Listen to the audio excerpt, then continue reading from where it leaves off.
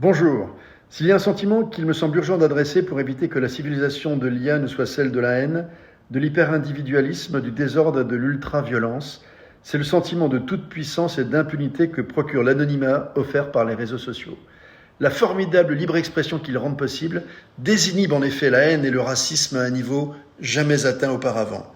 Je n'ai pas le souvenir qu'un seul suicide ait pu survenir à mon époque d'un élève à ce point harcelé par ses camarades ou ses rivaux qu'il ait décidé de mettre fin à ses jours. Ce n'est malheureusement plus le cas aujourd'hui, quand insultes, usurpations d'identité ou photos détournées sont autant de lâchetés qui provoquent beaucoup d'anxiété et de détresse émotionnelle chez les plus fragiles. Ces atteintes à leur réputation numérique débouchent également sur une nouvelle forme de violence, non seulement mentale, mais de plus en plus souvent physique, car à force de vivre dans une bulle virtuelle où ils se croient dispensés de respecter les règles de la vie en société, certains s'en affranchissent totalement quand ils s'en échappent et évacuent leur frustration dans la rue.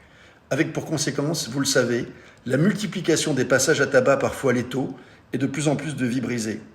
Des solutions commencent heureusement à exister pour y remédier, à commencer par l'interdiction des portables à l'école. On doit en inventer d'autres, car trop de gens semblent oublier que la vraie vie n'est pas un jeu vidéo où nos actes n'ont aucune gravité. Se sentir à l'abri des lois sur Internet ne peut en aucun cas faire oublier qu'elles existent et qu'elles peuvent rattraper quiconque franchit la ligne jaune, online ou offline. À moins d'imposer à tous l'enseignement d'une utilisation éthique des réseaux, toutes les dérives et tous les excès continueront à se multiplier sous nos yeux.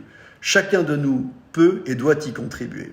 Le livre s'appelle « Jamais sans mon écran » et il vous attend en librairie et sur toutes les plateformes dès le jeudi 19 septembre. À très vite.